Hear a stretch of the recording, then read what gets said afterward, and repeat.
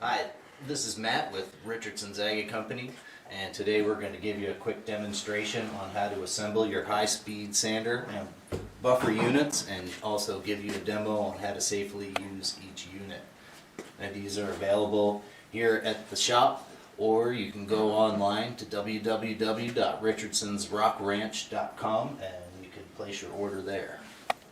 So when you receive your high-speed sander, you're going to receive the base. The motor will be in a separate box, and then you're going to have your wrench, your base nut, and your sanding head. Hardware will already be in the motor plate, so you just take those out.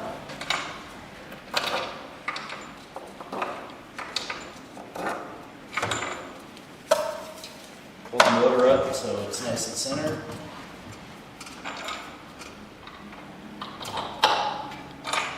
Then you apply the washer and bolt.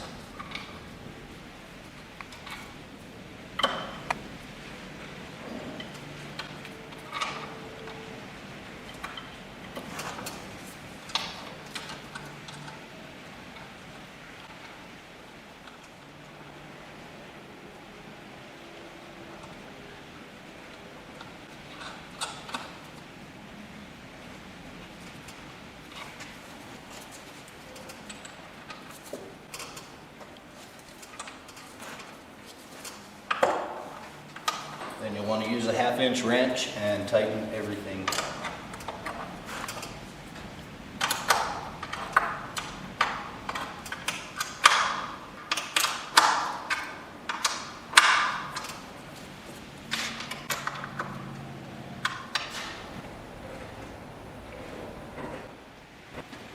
Once you have your motor secure, you simply take your sanding head and you screw it onto the adapter.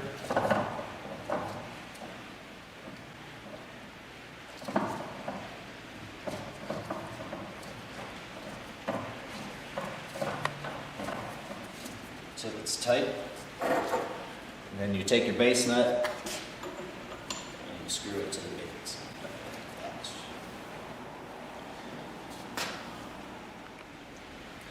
Here is your completed high-speed sander. I'm just going to spin it around and look at some features. This has a few side pockets for paper storage. And on the other side, we have our connector for your shop vac or dust collector.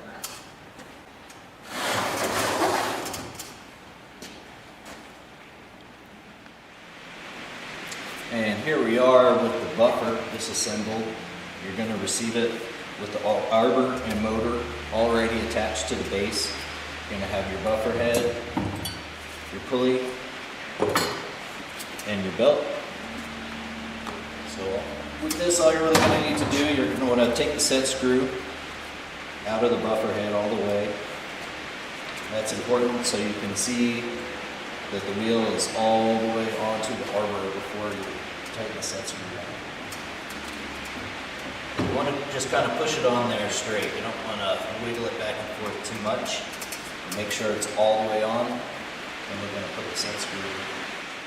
When you tighten down the set screw, you're going to want to make sure you have the wheel where you want it, because you're not really going to be able to get it off. So you just need your Allen key, and we're going to tighten that down.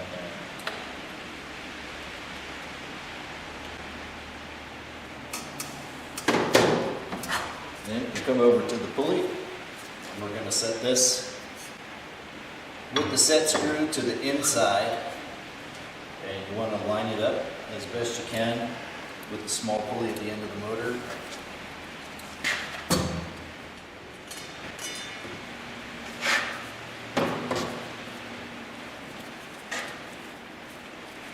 And take the belt, lead it on to the pulley.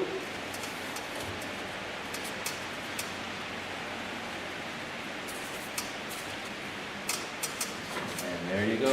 You are ready to polish rocks.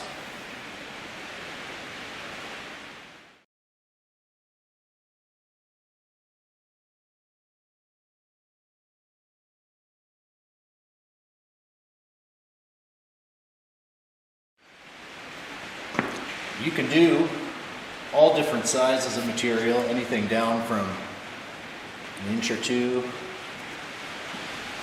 thunder eggs, vitrified wood, and even larger slices once you get the hang of it and develop your skill. Okay, so here we are at the sander, and getting started are your sanding discs. Now, a lot of people run into trouble because they try to dig right in on a fresh sanding disc, and that's not really going to work so well. So what I like to do is take a rock you're not really too worried about beating up, and you kind of want to break in your 60 grit till it has a little bit of a shine. And if you notice, we only use the outer inch and a half of the wheel. If you're going too deep towards the nut, you're going to wind up with scratches in the back of the stone. And for this progression, we're using a 60 to 220 to 600, and then I've got a extra worn 600 that kind of brings it up to a nice glossy pre-polish. So we're going to put this 60 on here.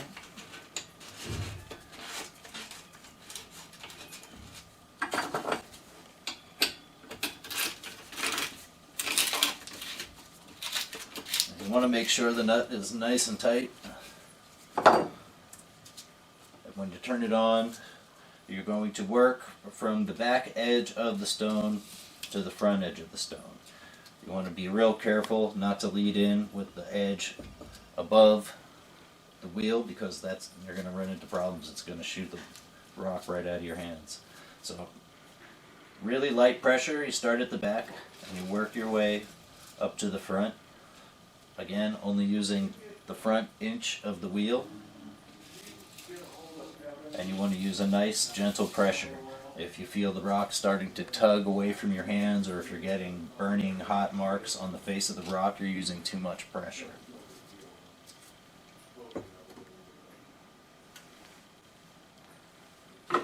Now you can also do larger slabs, and you'll work them one section at a time. Again, trying to keep them as flat as possible.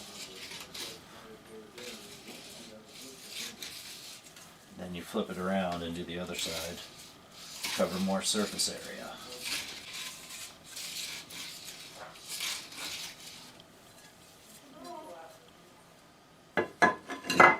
So here we're going to turn the machine on and give you a quick demo with it running.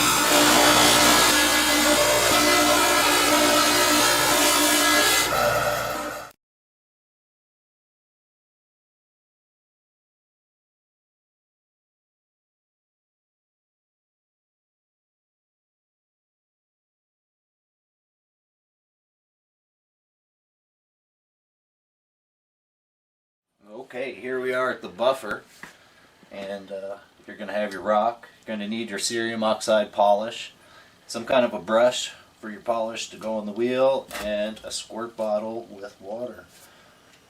And again, we're going to apply the cerium only really to the outer edge of the wheel. You can kind of get a little bit in there if you want, but mostly we're working the outer edge of the wheel.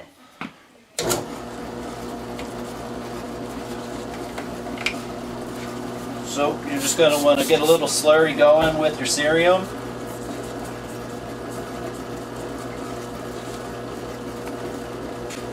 Get it on the brush.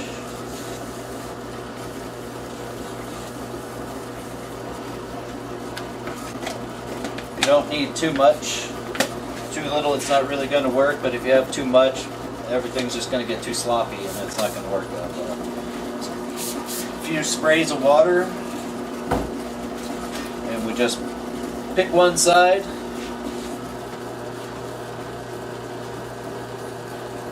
And you want to use, I used to use a medium to medium hard pressure. You want to feel a bit of torque on the face of the rock. Not too much that it's pulling the rock out of your hands, and you don't want it so slippery that the wheel is just glazing over the face.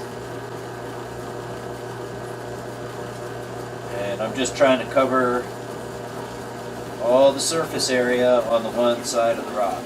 If you feel it dry out a little, just squirt it again.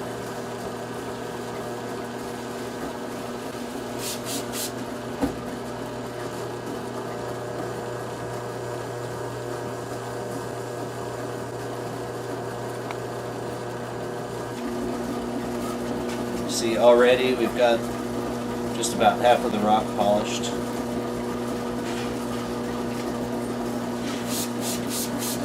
So I'm just going to flip it around and do the same thing.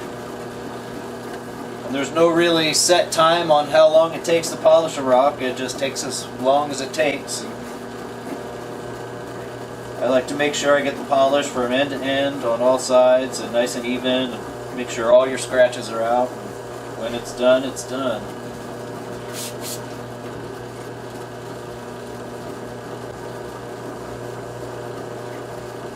Once I've got the middle done, I just go in, focus on the edges.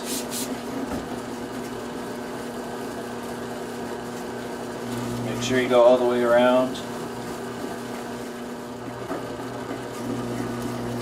And you can really just lay on the buffer as long as you like. When you're satisfied with the results, you call it good.